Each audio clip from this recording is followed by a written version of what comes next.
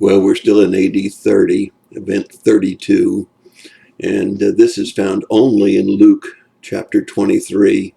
And we're going to go back to verse 5 just to kind of get it back in perspective. But as you remember, Jesus has been before Pilate.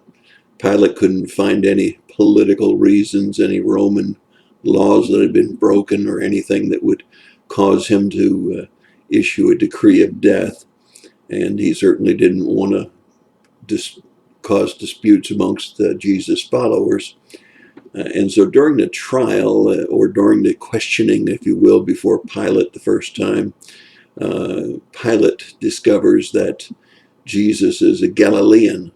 And if you can remember again, the divided kingdom, the northern part of the kingdom of Israel was known as Galilee. Then there was Samaria in the center, and then finally Judah. And we find that Pilate was the governor or the ruler over the area of Samaria and Judah. But in Galilee, we have a different ruler. We have another governor, if you will, that's been appointed by Rome. And this time it's Herod. However, it's not Herod the Great. As a matter of fact, it gets quite confusing because there are a number of Herods in the scriptures. But he is a son of Herod the Great, and he is Herod Antipas, and Herod Antipas has no great love for Pilate, nor Pilate for him, because they are rulers of different areas of the Israel kingdom. But nevertheless, let's pick up the story or the event in Luke 23, beginning at verse 5.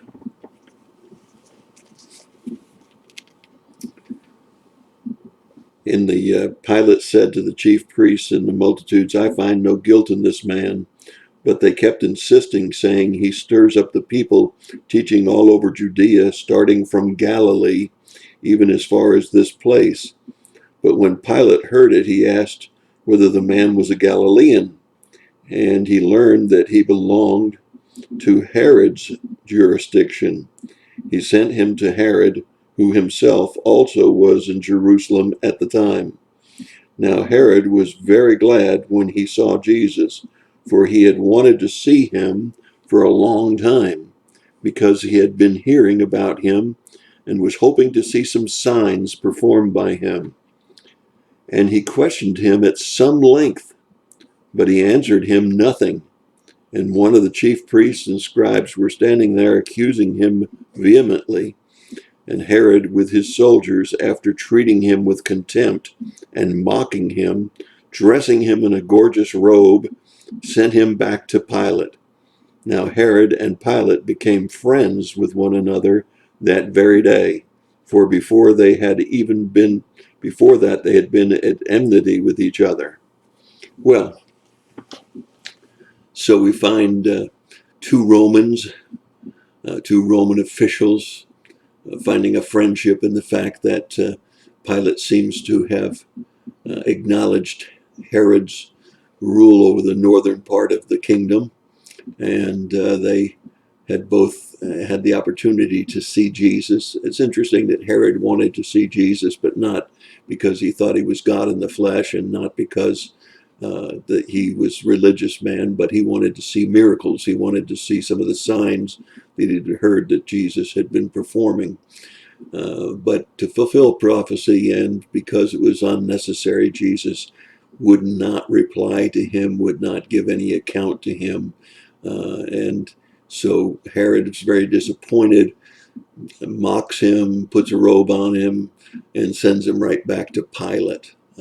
Again, Herod the Great had 10 children, 6 grandchildren, 7 great-grandchildren, 2 great-grandchildren, and he was a ruthless man. Even though he built a beautiful temple, he had killed many of his own children and wives.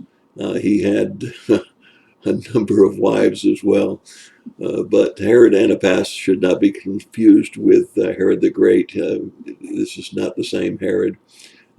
but it is one that was in the control of the northern part of the Israeli kingdom before Rome came into power. So we find this very interesting second questioning, if you will, by the Roman authorities.